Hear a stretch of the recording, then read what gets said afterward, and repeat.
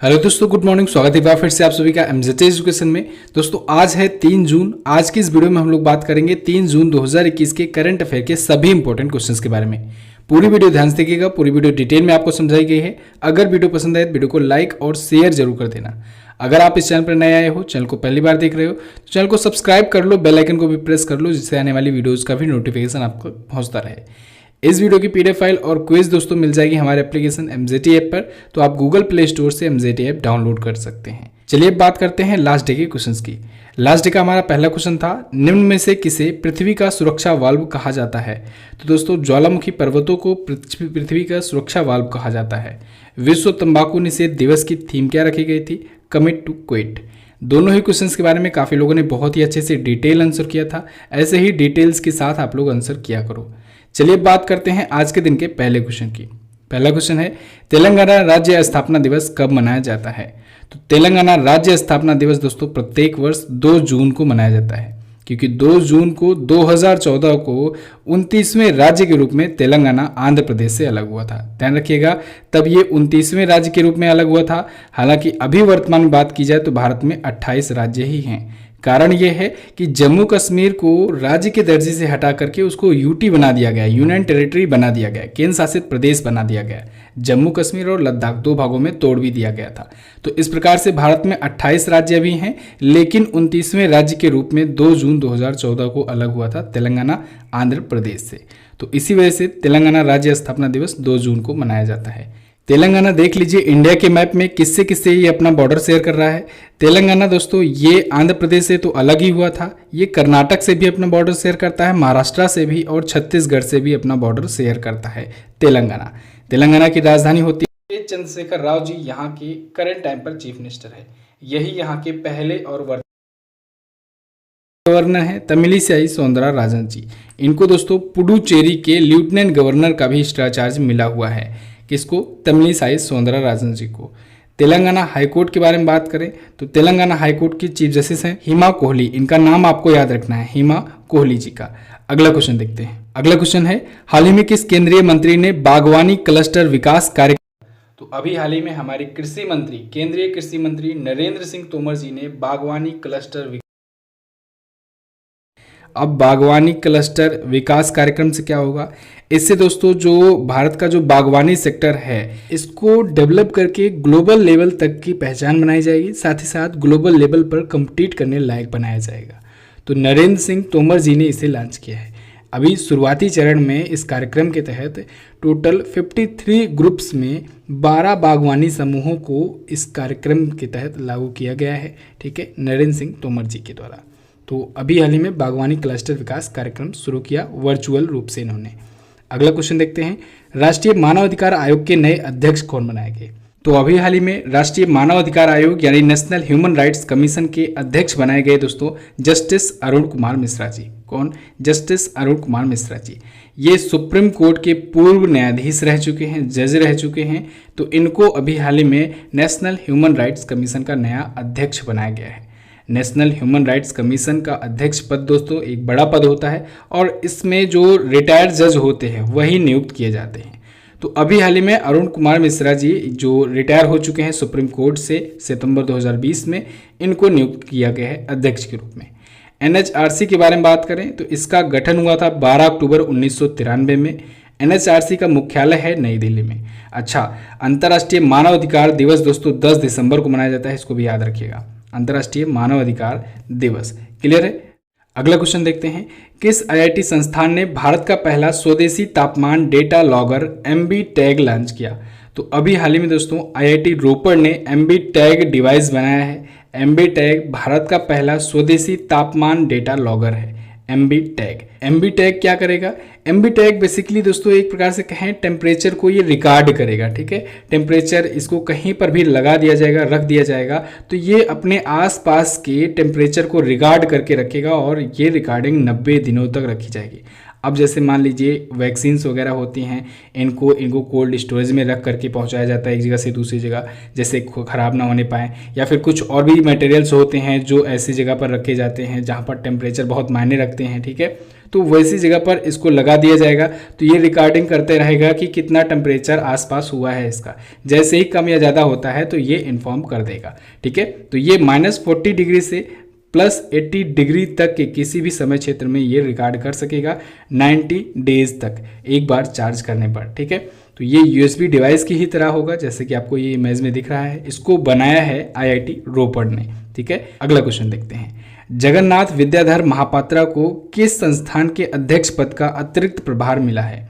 तो दोस्तों जगन्नाथ विद्याधर महापात्र जी को CBDT का, CBDT यानी central board of direct taxes, इसका अध्यक्ष पद का अतिरिक्त प्रभार मिला हुआ है, एक्स्ट्रा चार्ज मिला हुआ है। जगन्नाथ विद्याधर महापात्रा जी दोस्तों CBDT के ही सदस्य हैं, इनके वित्त विभाग के सदस्य हैं, लेकिन इनको अध्यक्ष पद का अतिरिक्त प्रभार अभी मिला हुआ है।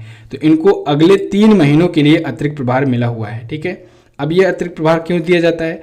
जब दोस्तों कोई जो अध्यक्ष का पद होता है उससे, अध्यक्ष पद से कोई अगर रिटायर हो जाता है तो फिर किसी एक पर्सन को वहाँ पर अतिरिक्त प्रभार दे दिया जाता है या फिर अंतरिम बना दिया जाता है, ठीक है।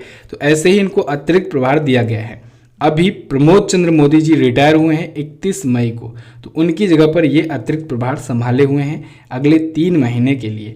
इसके बाद अगर किसी की परमानेंट नियुक्ति होगी, हो सकता है इन्हीं को परमानेंट कर दिया जाए या हो सकता है किसी और की परमानेंट नियुक्ति कर दी जाए, तब वो परमानेंट हो जाएगा CBDT का अध्यक्ष। CBDT के बारे में अगर बात करें दोस्तों तो ये है central board of direct taxes. इसकी स्थापना 1924 में हुई थी। हेडक्वार्टर है नई दिल्ली में। जितने भी डायरेक्ट टैक्सेस होते हैं उनको कंट्रोल करने का अधिकार इसके पास होता है।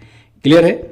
चलिए अगला, सीरम इंस्टीट्यूट ऑफ इंडिया के अध्यक्ष अदार पूनावाला को किसका अध्यक्ष बनाया गया? तो दोस्तों सीरम इंस्टीट्यूट ऑफ इंडिया के अध्यक्ष अदार पूनावाला जी को मैग्मा फिनकॉर्प का भी अध्यक्ष बना दिया गया है। सीरम इंस्टीट्यूट ऑफ इंडिया दुनिया की सबसे लार्जेस्ट स्केल पर वैक्सीन प्रोडक्शन करने वाली कंपनी, भारत की कंपनी है। इसके अध्यक्ष हैं अदार पूनावाला, ठीक है, या कहें CEO हैं अदार पूनावाला। तो इनकी एक कंपनी थी राइजिंग सन होल्डिंग्स। इन्होंने ये कंपनी मैग्मा फिनकॉर्प को बेची। अब मैग्मा फिनकॉर्प ने ये कंपनी एक्वायर की, यानी कि एक्वायर का क्या मतलब, ज़्यादा से ज़्यादा शेयर खरीद लिए हैं, तो समझ लीजिए अधिग्रहण ही कर लिया है। जिसके पास मैक्सिमम शेयर होता है तो उसी के पास मालिकाना हक होता है। तो इसी प्रकार से मैग्मा फिनकॉर्प जो है इसके पास ज़्यादा शेयर्स है, तो यही समझ लीजिए यही एक्वायर किया है इसको, ठीक है। तो इसने अपना अध्यक्ष अदार पूनावाला को ही नियुक्त कर दिया है। चलिए अब वैक्सीन के बारे में बात कर लेते हैं। कोविशील्ड वैक्सीन जो है इसको सीरम इंस्टीट्यूट ऑफ इंडिया ने ही बनाया है। ये पुणे में हेडक्वार्टर्ड है। कहाँ पर? पुणे, महाराष्ट्र में। एक और वैक्सीन बहुत ज़्यादा चर्चे में है, कोवैक्सीन। कोवैक्सीन को दोस्तों भारत बायोटेक ने बनाया है। भारत बायोटेक ने बनाया है, स्वदेशी रूप से ये निर्मित है कोवैक्सीन जो है, ठीक है। और भारत बायोटेक के जो अध्यक्ष हैं वो हैं कृष्णा इला। दोनों का नाम आपको याद रखना चाहिए। अगला क्वेश्चन देखते हैं। सेंटर फॉर यूनिवर्सिटी रैंकिंग 2021-22 में शीर्ष पर कौन है? तो टॉप पर है दोस्तों हार्वर्ड यूनिवर्सिटी। अभी हाल ही में सेंटर फॉर यूनिवर्सिटी रैंकिंग जारी हुई है 2021-22 के लिए, और इसमें दुनिया भर के 2000 इंस्टीट्यूट्स की लिस्ट बनाई गई है। हालांकि लिस्ट बनाते समय सिर्फ 19,788 ही संस्थान, इंस्टीट्यूट ही इस लिस्ट में शामिल हो पाए। कुछ लिस्ट में शामिल नहीं हो पाए, 12, ठीक है, 12 इंस्टीट्यूट नहीं आ पाए, लेकिन लिस्ट प्लानिंग थी 2000 की ही बनाने की, तो इसको 2000 ही माना जाएगा। तो इसमें टॉप पर है दोस्तों हार्वर्ड यूनिवर्सिटी, सेकंड पर है Massachusetts institute of technology, third पर है स्टैनफोर्ड यूनिवर्सिटी, फोर्थ पर है यूनिवर्सिटी ऑफ कैम्ब्रिज और फिफ्थ पर है ऑक्सफोर्ड यूनिवर्सिटीज। 68 भारतीय संस्थानों को भी जगह मिली है इसमें। 68 इंडियन इंस्टीट्यूट्स भी इस टॉप 2000 की लिस्ट में है। लेकिन आपको हैरानी की बात यह होगी जान करके कि भारत का कोई भी इंस्टीट्यूट टॉप 400 में नहीं है। जो पहले नंबर पर है भारत में वो है 415वें रैंक पर Indian institute of management Ahmedabad, IIM Ahmedabad. ये है टॉप पर भारत की लिहाज से, लेकिन इसकी ओवरऑल रैंक है 415। सेकेंड पर है Indian institute of sciences Bengaluru, ये है दोस्तों 459वें रैंक पर। थर्ड पर है TIFR Mumbai, Tata institute of fundamental research Mumbai, तो इसकी ओवरऑल रैंक है 543वीं। क्लियर है? अगला क्वेश्चन देखते हैं। WHO ने भारत में पाए गए कोविड-19 वेरिएंट का क्या नाम रखा? तो दोस्तों WHO यानी वर्ल्ड हेल्थ ऑर्गेनाइजेशन ने भारत में जो कोविड-19 के नए वेरिएंट्स पाए गए थे इनको नाम दे दिया है, इनको कप्पा और डेल्टा नाम दिया है। दो वेरिएंट्स पाए गए थे, इनको कप्पा और डेल्टा नाम रख दिया गया है। तो उपरोक्त दोनों ऑप्शन आपका यहाँ पर करेक्ट होगा। अब ध्यान दीजिएगा, नाम क्यों रखा जाता है। नाम इसलिए रखा जाता है क्योंकि अभी वेरिएंट का नाम मैं आपको बताऊंगा, तो वो नाम पढ़ने में और अमूमन चर्चा करते टाइम वो थोड़ा सा टफ पड़ जाता है। तो ऐसा अगर नाम दे दिया गया तो फिर चर्चा करते समय उसकी बार अगर बार बार आएगी तो वो सब कहते समय यहाँ पर आसानी हो जाएगी, साथ ही साथ पहचान भी मिल जाएगी। ये दोनों वेरिएंट देख लीजिए, B.1.617.1 और B.1.617.2, ये दोनों वेरिएंट थे। अब देखिए, इसको नाम लेने में, इसको पढ़ने में कठिनाई हो रही है और साथ ही साथ अगर इसकी चर्चा कहीं करनी हो, डिबेट करना होगा, तब भी टफ होगा। तो इसी वजह से इसको नाम दे दिया गया कप्पा और डेल्टा। ओके, WHO ने इसको नाम दिया है ऑफिशियल तरीके से। अच्छा, अब WHO आया है। WHO दोस्तों पिछले 2-3 दिनों से लगातार चर्चे में है। WHO ने अभी हाल ही में अपनी कार्यकारी बोर्ड की बैठक आयोजित कराई थी।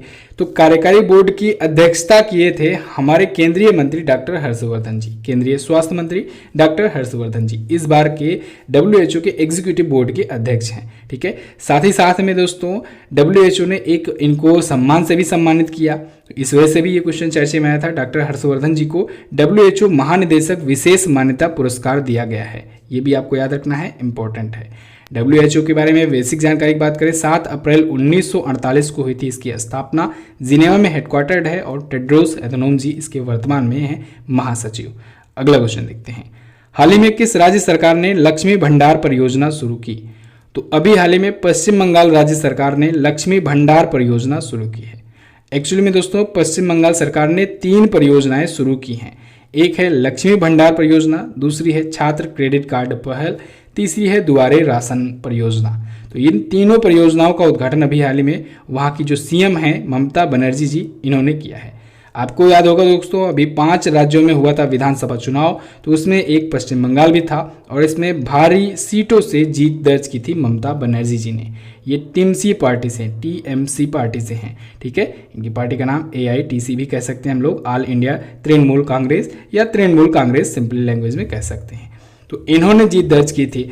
तो अब ये लगातार तीसरी बार CM बनकर वहां पर आई हुई हैं और अभी हाल ही में इन्होंने 3 कल्याणकारी परियोजनाओं के उद्घाटन किया है। अब इस योजना के तहत होगा ये दोस्तों कि जो परिवार दोस्तों जो महिला प्रधान परिवार है, यानी कि जहां पर विमेंस जो हैं वो गार्जियन हैं, वही हेड हैं वहां पर, जिनके पति नहीं हैं। ठीक है, तो वहां पर उनको 500 रुपये मासिक भत्ता प्रदान किया जाएगा। जबकि जो अनुसूचित जाति के हैं, जो SC ST कैंडिडेट्स हैं, उनके परिवार वालों को 1000 रुपये की मदद की जाएगी, वित्तीय सहायता की जाएगी। पश्चिम बंगाल आया है। पश्चिम बंगाल देखिए कहाँ पर मैप में है, ये है पश्चिम बंगाल। कोलकाता यहाँ की राजधानी है। ममता बनर्जी जी यहाँ की हैं करंट टाइम पर CM और गवर्नर हैं जयदीप धनखड़ जी। सुंदरवन नेशनल पार्क ये दोस्तों है पश्चिम बंगाल में ही।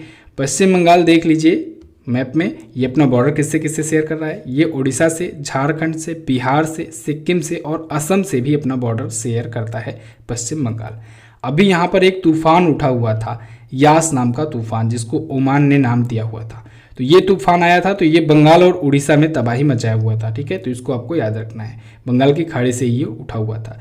फिलहाल और चीज़ों के बारे में बात करें तो कोलकाता जो है, कोलकाता ये हुगली नदी के किनारे बसा हुआ है और कोलकाता मेट्रो जो है ये भारत की पहली ऐसी मेट्रो सेवा है। वैसे तो ये भारत की पहली मेट्रो सेवा भी है, साथ ही साथ ये भारत की पहली ऐसी मेट्रो सेवा भी बन गई है जो अंडर वाटर मेट्रो प्रोजेक्ट पर काम कर रही है। ये पानी के नीचे मेट्रो ट्रेन चलाएगी। ठीक है, सबसे पहले कोलकाता मेट्रो शुरू हुई भारत में 1984 में। ठीक है, कोलकाता मेट्रो की शुरुआत हुई, इसके बाद दिल्ली मेट्रो शुरू हुआ था 2002 में। चलिए अगला देखते हैं। अगला है असम राइफल्स के नए महानिदेशक कौन बनाए गए। तो असम राइफल्स के नए महानिदेशक बनाए गए प्रदीप चंद्र नायर जी। लेफ्टिनेंट जनरल प्रदीप चंद्र नायर जी दोस्तों असम राइफल्स के नए महानिदेशक के रूप में 1 जून 2021 को अपना पदभार ग्रहण कर चुके हैं। ये अति विशिष्ट सेवा पदक और युद्ध सेवा पदक से भी सम्मानित हैं, यानी इनके नाम के आगे AVSM और YSM जुड़ेगा। ठीक है, AVSM YSM का मतलब यही होता है। AV का मतलब होता है अति विशिष्ट सेवा मेडल और YSM का मतलब होता है युद्ध सेवा मेडल। तो जब भी जो कोई सम्मानित होता है, जैसे भारत रत्न से कोई सम्मानित हुआ तो हम लोग उसके नाम के सामने भारत रत्न जोड़ते हैं। ऐसे ही सेना में दोस्तों अगर कोई सम्मानित होता है तो उसके नाम के आगे AVSM YSM अगर जो भी अवार्ड होता है उससे उसका नाम लिखा जाता है। ठीक है, उसके नाम के सामने वो लिखा जाता है। तो ऐसे ही लेफ्टिनेंट जनरल प्रदीप चंद्र नायर जो हैं ये AVSM और YSM है। क्लियर बिल्कुल। तो 21वें महानिदेशक के रूप में इनको नियुक्त किया गया है। अच्छा, असम राइफल्स जो है दोस्तों इसे उत्तर पूर्व का प्रहरी भी कहा जाता है। ये भी क्वेश्चन पूछा गया है एग्जाम में। उत्तर पूर्व का प्रहरी किसे कहते हैं? असम राइफल्स को के सैनिकों को कहते हैं। ठीक है, असम राइफल्स की स्थापना 1835 में हुई थी। हेडक्वार्टर इसका है शिलांग में, मेघालय में।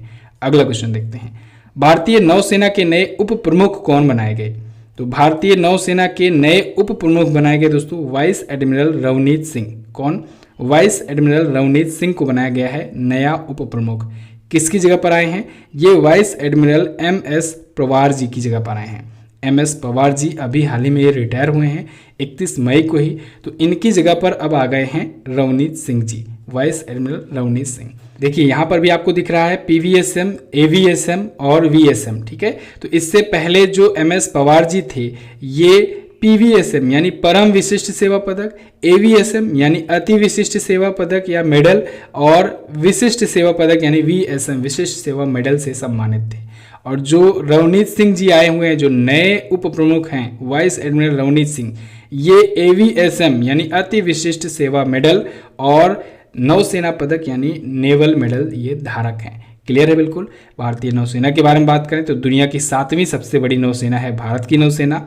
4 दिसंबर को भारतीय नौसेना दिवस मनाया जाता है और भारतीय नौसेना के अध्यक्ष हैं एडमिरल करमबीर सिंह जी। तो बस दोस्तों ये तो थे हमारे आज के दिन के टॉप 11 करंट अफेयर के क्वेश्चंस। आई होप आपको वीडियो पसंद आई होगी। वीडियो अगर पसंद आई है तो वीडियो को कर दीजिए लाइक। आज मंथली करंट अफेयर की वीडियो आ रही है, तो मंथली करंट अफेयर मई मंथ का जो सेकंड पार्ट है इसको देखना मत भूलिएगा, चैनल पर आज आएगी। तो सब्सक्राइब करके बेल आइकन को प्रेस करके रखना है आपको, जिससे जैसे ही वीडियो अपलोड हो तो आपको नोटिफिकेशन उसका मिल जाए। उसकी क्विज भी आपको मिल जाएगी MJT ऐप पर, तो जाइए MJT ऐप इंस्टॉल करके रखिए। साथ ही साथ दोस्तों मई मंथ का फुल डिटेल्स के साथ करंट अफेयर की ई-बुक भी आ चुकी है, सिर्फ 15 रुपये में है। अगर आप लेना चाहें तो इसे ले सकते हैं। आप हमारे वीडियो कोर्सेज वगैरह को भी परचेज कर सकते हैं। अभी नया कोर्स आया हुआ है भारतीय संविधान और राज्य व्यवस्था का, बहुत ही खास ऑफर के तहत अभी आपको सिर्फ और सिर्फ ये कूपन कोड इंटर कर देना है, आपको 149 में मिल जाएगा ये पूरा वीडियो कोर्स। चलिए बात करते हैं क्वेश्चन शब्द की। आज का पहला क्वेश्चन है राष्ट्रीय दुग्ध दिवस कब मनाया जाता है? अगला क्वेश्चन है राज्यसभा में कितने सदस्यों को राष्ट्रपति के द्वारा मनोनीत किया जाता है? तो दोनों क्वेश्चंस के बारे में आप काफ़ी कुछ लिख सकते हैं। अच्छा, कल दोस्तों 2 मिस्टेक हुई थी, छोटी छोटी मिस्टेक ही थी। पहली मिस्टेक तो थी नोवाक जोकोविच सर्बिया के हैं, गलती से मैंने स्विट्जरलैंड बोल दिया था, रोजर फेडरर स्विट्जरलैंड के हैं। ठीक है, दूसरी गलती जो हुई वो 103वें संविधान संशोधन के तहत दोस्तों हुआ था, जो मैंने आपको कल बताया था। EWS के लिए, EWS कैंडिडेट के लिए जो 10% का आरक्षण है वो 103वें संविधान संशोधन के तहत हुआ था, जबकि 104वें संविधान संशोधन के तहत लोकसभा में जो मनोनीत करने का जो प्रक्रिया होता था, एंग्लो इंडियन वाली जो सीट होती थी ना, 543 के बाद जो होती थी 2 सीटें, वो हटा दी गई थी। ठीक है, विधानसभाओं से भी हटा दी गई थी और लोकसभा से भी हटा दी गई थी। तो दोनों ही ये संविधान संशोधन आप लोग करेक्ट कर लीजिएगा। क्लियर बिल्कुल। चलिए बस फिलहाल रखते हैं दोस्तों इतना ही वीडियो में। वीडियो को एंड तक देखने के लिए बहुत बहुत धन्यवाद। मिलेंगे अगली वीडियो में, तब तक के लिए नमस्कार, जय हिंद, वंदे मातरम।